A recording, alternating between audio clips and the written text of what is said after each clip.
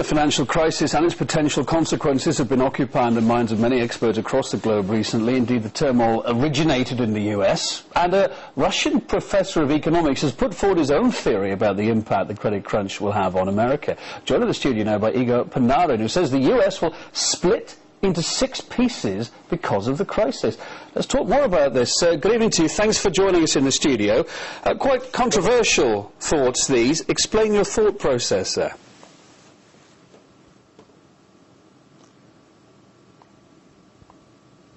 I believe that in 1998 I was right in my theory. It has to do with the fact that, first of all, different states of the United States have different history, different culture, and different level of financial and economical significance in the life and activities of the United States.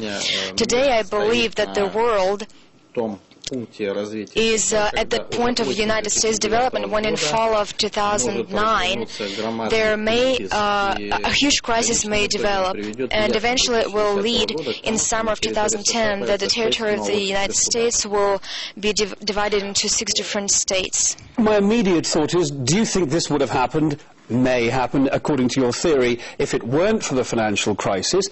And if this scenario did happen, where would the power base be? Well, the main power base, there will be actually 3 power bases on the territory of the United States. New York and Washington, which will be under the influence of London, first of all. It's California and Texas, which will be under the influence of 3 countries, Russia, China, and Mexico, from my point of view.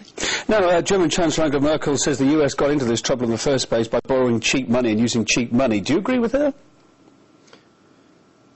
I believe that she's right. First of all, I can emphasize that Russia and Germany often have the same points of view as far as the financial crisis is concerned in particular. But I also want to emphasize that the problem is that the dollar is not backed by gold, and there are too many dollars in this world. Well, Mr. Panarin, what are your forecasts for the outcome here in Russia regarding the financial crisis? I believe that the crisis in Russia can be finally prevented only with making the ruble the main reserve currency of Eurasia and turning Moscow into the main financial center of the Eurasian continent.